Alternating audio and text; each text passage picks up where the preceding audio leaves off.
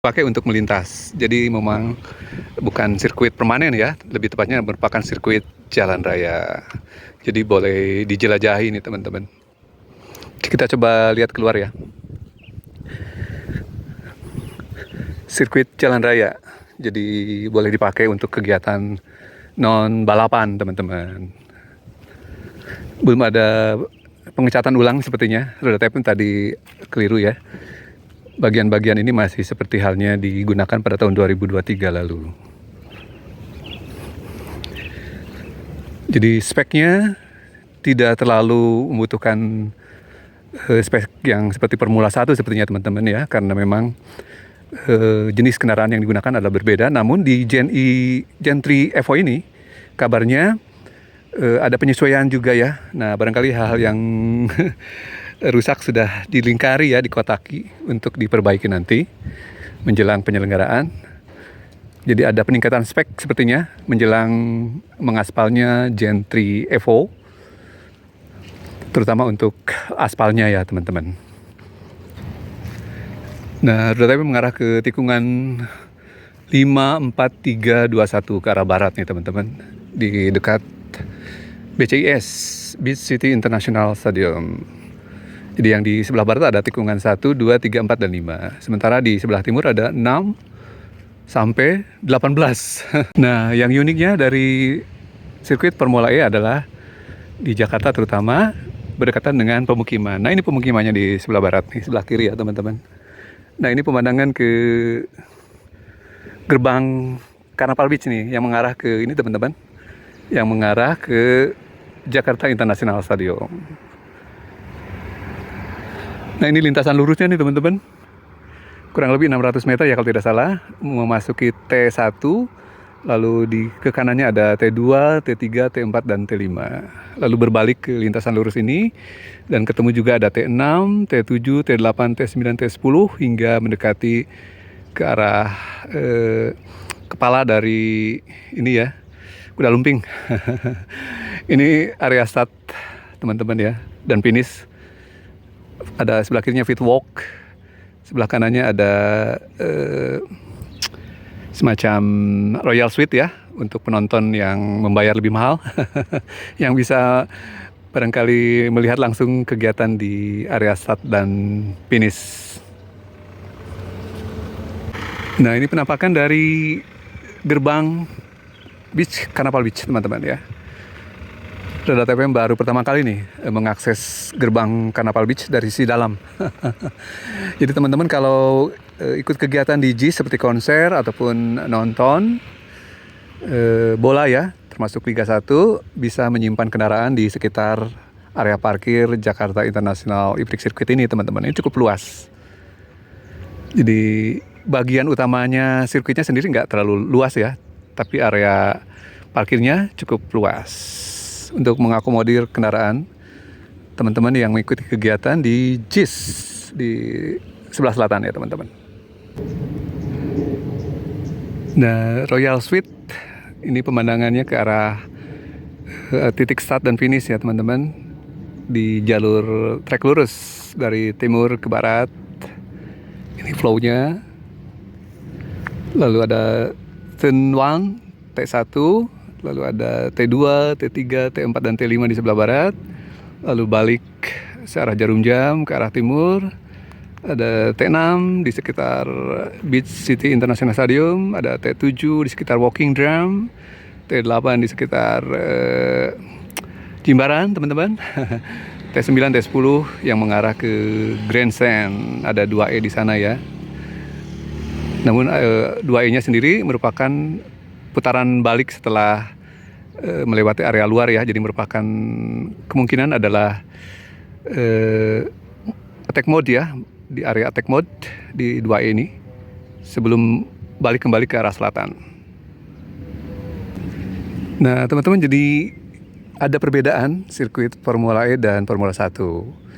Jadi sebenarnya sirkuit yang umumnya dari Formula E adalah sirkuit jalan raya, bahkan jalan raya betulan teman-teman.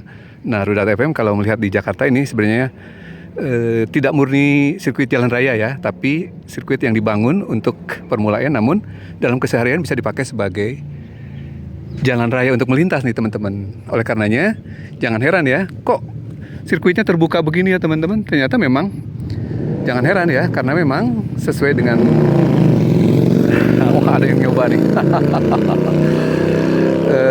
Spesifikasi dari sirkuit Formula E memang adalah jalan raya yang dipakai untuk balapan. Namun ada kriteria tertentu barangkali ya. Ini lintasan lurusnya nih teman-teman, dari barat ke timur. Jadi berbeda dengan barangkali sirkuit Sepang yang merupakan murni sirkuit untuk berbalap pria ya. Sementara sirkuit Formula E merupakan kategori sirkuit jalan raya. Ada tipenya ya teman-teman, khusus untuk balapan. Salah satunya adalah Formula E tersebut. Yang jelas jalannya mulus ya, barangkali aspalnya juga disesuaikan dengan kebutuhan ya.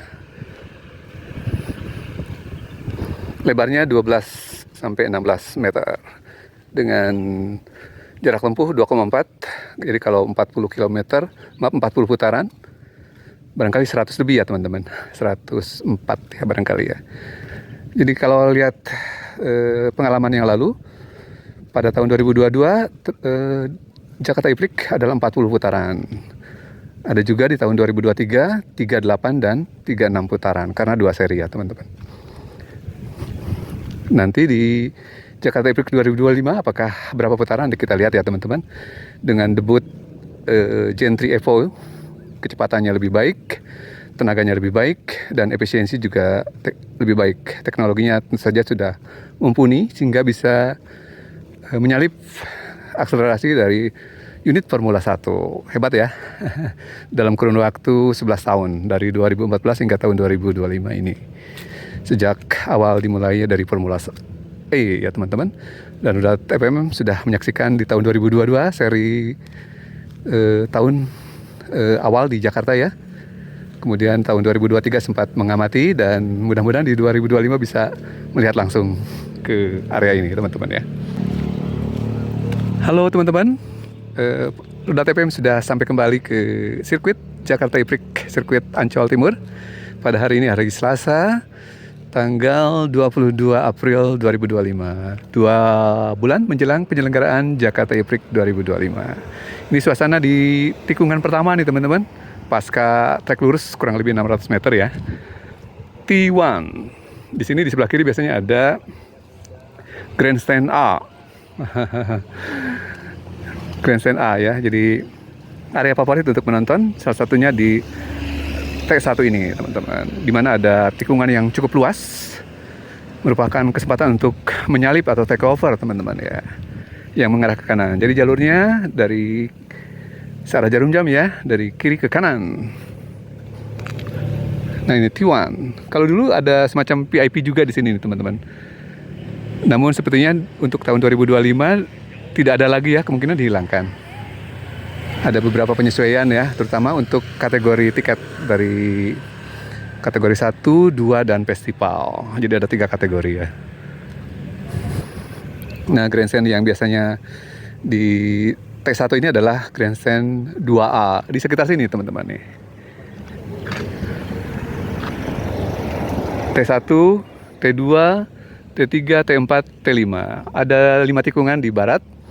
Selebihnya dari 18 berarti ada 11 di area timur. Tikungan-tikungan yang berupa kuda lumping ya, polanya, layoutnya. Semoga saja di penyelenggaraan Jakarta E-Prix 2025 di kepemerintahan baru Pramdul, kondisi penyelenggaraan Formula E menjadi semakin menarik ya, semakin sukses. Ada momentum momentum penggunaan unit Gen 3 Evo, teman-teman. Nah di sana teknologi, efisiensi, daya yang sudah lebih baik dari Gen 3 di tahun 2023 lalu ya. Sekarang sudah edisi Evo. Semoga menjadi momentum yang baik untuk mendongkrak ekonomi Jakarta, khususnya di sela-sela melemahnya daya beli ya teman-teman. Ekonomi Indonesia tidak baik-baik saja teman-teman ya. PHK di mana-mana, daya beli masyarakat karena banyaknya PHK dan tidak ada kenaikan upah yang signifikan menyebabkan berat ya perekonomian masyarakat. Sementara harga-harga, baik harga kebutuhan pokok maupun harga lainnya cukup memberatkan sejauh ini ya teman-teman. Dan momentum untuk mengembalikan atau kepercayaan ya dari investasi asing, salah satunya adalah kegiatan yang bersifat internasional yaitu Formula E Jakarta E-Prix 2025. Semoga saja ya bisa membantu memulihkan perekonomian Jakarta ya di sela-sela daya beli yang terpuruk, sehingga butuh penyesuaian UMKM bisa bergerak, perlu ada momentumnya ya teman-teman. Dan kegiatan penyelenggaraan Jakarta E-Prix yang bersifat internasional, Jakarta adalah 3 kota di Asia yang menyelenggarakan setelah Tokyo, kemudian Shanghai. Tokyo 2 seri dan Shanghai 1 seri. Jakarta 1 seri. Jadi ada 5 seri diselenggarakan di Asia. Beruntung Jakarta sudah mengontrak E-Prix ini dalam momen di tahun 2022 sebanyak 3 tahun ya teman-teman. Sempat ada polemik, namun sejauh ini terlihat baik-baik saja bahwa secara operasional ataupun prosedur Jakarta E-Prix masih on the track, termasuk juga barangkali penggunaan anggaran yang sempat dihebohkan, terutama untuk pembayaran fee hosting ya teman-teman. Jadi sudah dibayar di awal sebanyak 3 tahun ya teman-teman. Sementara kita sendiri sudah menyaksikan di waktu yang sama ada gelaran MotoGP Mandalika. Namun sempat terdengar isu pembayaran fee hostingnya, hosting fee-nya maksud saya, sempat terkendala terutama untuk penyelenggaraan 2024 yang terutang hingga penyelenggaraan seri Mandalika berlangsung tahun 2024 yang lalu, yang sempat ditawar-tawar apa ini kewajiban pemerintah daerah ataukah kewajiban pemerintah pusat atau kewajiban dari injurni atau semacam pengelola dari Mandalika ya, ITDC kalau tidak salah ya. Demikian teman-teman, TTP melaporkan dari Jakarta International E-Prix Circuit Ancol Timur untuk merefresh persiapan penyelenggaraan Jakarta E-Prix 2025 yang sejauh ini belum terlihat di lapangan.